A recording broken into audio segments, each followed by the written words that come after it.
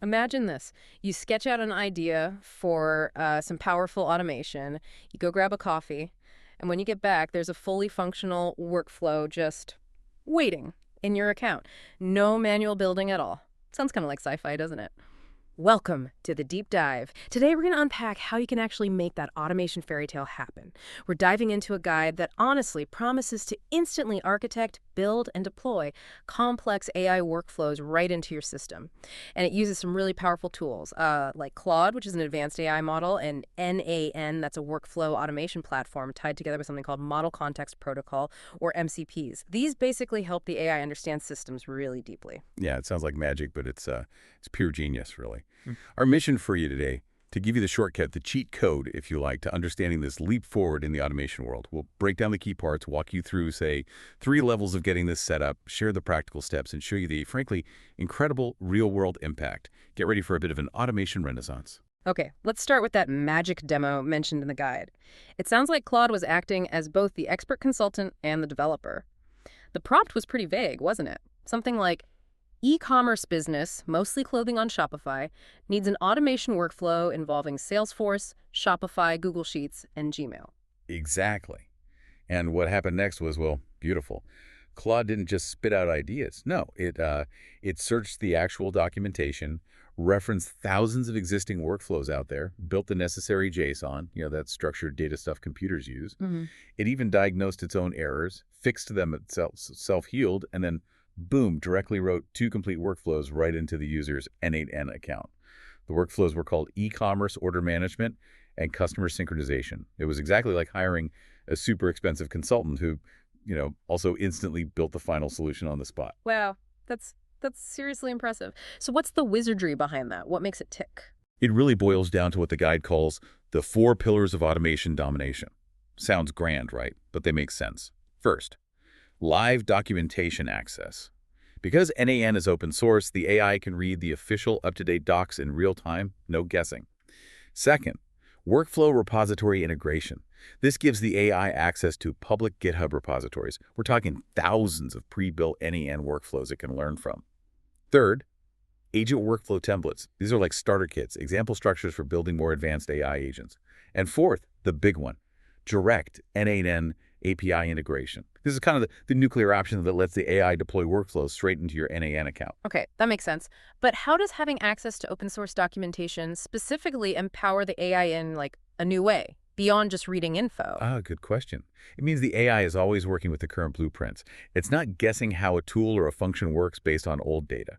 So it avoids making stuff up, avoids errors, and builds things correctly, often on the first try. It basically skips a lot of the debugging hassle. Right, it builds accurately from the start. Exactly. Production level accuracy, pretty much out of the box. Okay, the foundation makes sense. Now let's get practical. How does someone listening actually start using this? Let's talk level 1, basic MCP and Claude Desktop. The guide calls this the copy-paste level. Sounds easy, maybe 5 minutes to set up. It generates the workflow JSON, that code snippet for you to manually import. Seems perfect for just dipping your toes in, right? No big technical commitment needed. That's the idea. Yeah. And understanding MCP servers is pretty key here. Think of an MCP server like a master key that can open lots of different doors in a system all at once. Instead of needing separate ways for the AI to interact with different functions, just one MC server connection gives it, in this case, 38 different functionalities within n8n. It's a massive power-up for the AI. And to give Claude this kind of read-only expert access at level 1, we need those 3 GitHub repositories you mentioned earlier. Precisely. Repository 1, n8n-MCP, that's the master blueprint library. It's got the full docs for over 525 n8n nodes. Nodes are just the building blocks in n8n, the individual steps. This repo gives AI total certainty on how each node should be set up. No more hallucinated nodes that don't actually exist. Repository 2, n8n workflows by n8n, that's like the case study archive. Thousands of real-world workflow examples. It shows the AI how nodes are actually used together in practice. Helps it avoid beginner mistakes. Repository 3, Context 7. Think of this as the live fact-checking department. It keeps the documentation for multiple services constantly updated. Super important for avoiding errors caused by outdated info. And the setup is actually easy. The guide mentions a cheat code URL. Yeah, it's surprisingly simple for level 1. You use the Claude desktop app, important, not the web version for this. In the settings, you edit the config file. There's a URL, get mcp.io, where you can paste the GitHub repository URLs, and it instantly spits out the JSON configuration you need for the MCP server. Then you actually use Claude itself, kind of meta, to combine the JSON from those 3 repos into one single block, copy that block, paste it into your Claude config file, save it, and then this is crucial, completely quit and restart the Claude desktop app. Don't just close the window, fully quit it. If you then see tools listed in Claude called Context 7 and n8n CP docs and AM workflow docs, you're good to go. You've done it. Okay, that sounds manageable. What if someone hits a snag during setup? Good point. Often if there's an issue, it's usually because Node.js or NPX tools needed under the hood aren't found by the system, usually a path configuration thing. The fix is typically checking your system's path variable, or just reinstalling Node.js from the official site, nodejs.org. Once that's sorted, restart Claude again, and it should work. All right, so once it's set up, you can start building. The guide gives an example, prompting Claude to find, say, Telegram workflows. Yep. You could ask it to find examples using Telegram, then maybe ask it to create a JSON prototype for a new workflow using Telegram. Then you can give it a follow-up prompt, like, okay, now use Context 7 to get the very latest Google Analytics 4 documentation and redesign that Telegram workflow for a digital marketing agency. It chains the tools together using the workflow examples, the latest docs, to build something quite sophisticated and data-driven. So the big advantage of linking these repositories is that the AI isn't just guessing, it's learning from proven designs. Exactly. It learns from battle-tested designs, reducing errors significantly. Level 1 is a great starting point, gets you familiar, but it still involves that manual copy-paste step for the JSON. Right. What's the next step for someone who wants true hands-off deployment, where the AI puts the workflow directly into n8n? Right. That takes us to level 2, Docker integration. This is where it gets real, you can say. Claude actually writes the workflows directly into your n8n account. No more copying and pasting JSON code. It's still mostly a follow the instructions setup. Takes about 15 minutes maybe. Perfect for your day-to-day automation building. Now, this level does require Docker. If you haven't used Docker, don't panic. It's a free tool. Think of it like putting software into its own clean, self-contained box on your computer. This stops it from interfering with anything else. The guide basically says, Google Docker Desktop, download it, install it like any regular app, and just keep it running in the background. Simple as that. Or you could use an AI terminal like Warp, which can help install it and fix errors if you run into any. Okay, so get Docker Desktop running. Then what? The guide mentions one line of magic. Yeah. Once Docker's running, you open your terminal, that command line window, and type in just one command. Doc repl ghcr.iocs skin8n-mcp.latest. That's it. Hit enter. This downloads the full n8n MCP server image we talked about, running locally on your machine via Docker, and this version unlocks all 38 functions, plus the deployment one. Got it. Download the server. What's next? Sounds like connecting Claude to your n8n instance. Exactly. That's the n8n API configuration part. You're essentially giving Claude the keys to the kingdom, letting it talk directly to your n8n. You need 2 things, your n8n URL, that's just the main web address you use to access your n8n dashboard, and your n8n API key. This is like a secret password. You generate it inside n8n itself under settings, then n8n API. Generate a key and copy it immediately. You usually only see it once. Okay, URL and API key. Then you update the Claude configuration again. Yep. Similar to level 1, you edit the Claude desktop config file. But this time, you use an enhanced JSON snippet provided in the guide. This new JSON tells Claude to use the local Docker container you just downloaded, and crucially, it passes your n8n URL and that secret API key securely as environment variables. Save the config, do the full quit and restart of Claude again. And now, you should see all 39 MCP server functions available as tools within Claude, including the important one, n8 create workflow. And that enables the hands-off experience. Bingo. Now you can use that same e-commerce prompt we mentioned earlier. Claude will go through the whole process, search the docs, look at examples, plan the workflow, create the JSON, but then it will validate the workflow structure using the MCP server tools, and finally call n8 create workflow to push it directly into your n8n account. It'll even tell you the ID of the new workflow it created. You just refresh your n8 dashboard and bam, it's there, fully built. Whoa.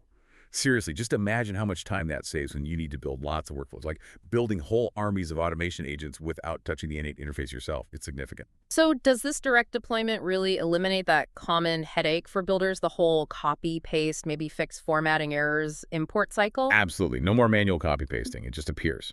Ready to go. Okay, level 1 is testing the waters.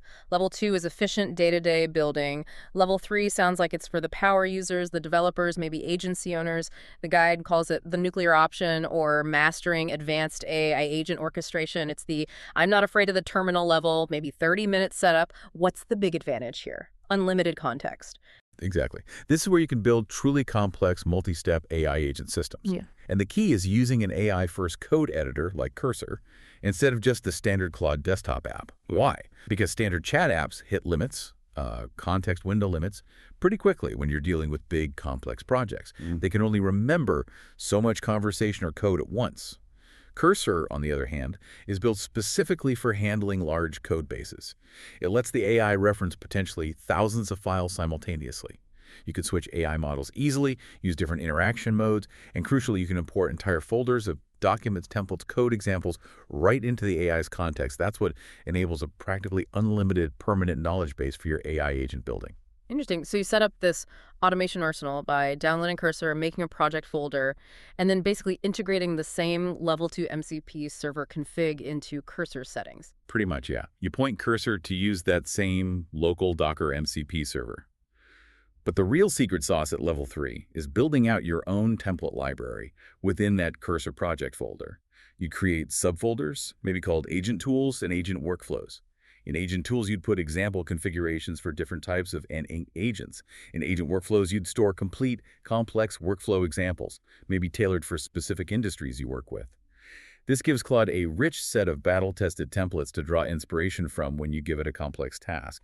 I still wrestle sometimes with getting consistent results from AI, but having these solid templates as a starting point, it helps immensely. And this setup enables what the guide calls a 3-mode workflow, a way to collaborate with the AI planner, builder, and QA. How does that work? Right, it's a really effective pattern.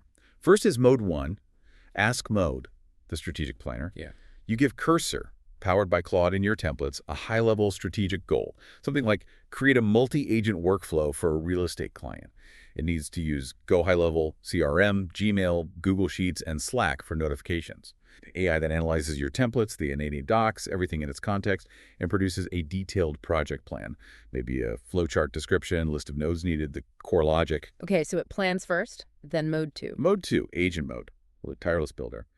Once you look at the plan and say, yep, looks good, you give it a simple command, something like, okay, execute the master real estate agent plan. And the AI switches into builder mode. It methodically constructs the workflow step by step, calling that n8n create workflow function for each part, referencing the plan it just made. And the final mode, auto-validation. That sounds like the really advanced part. It is.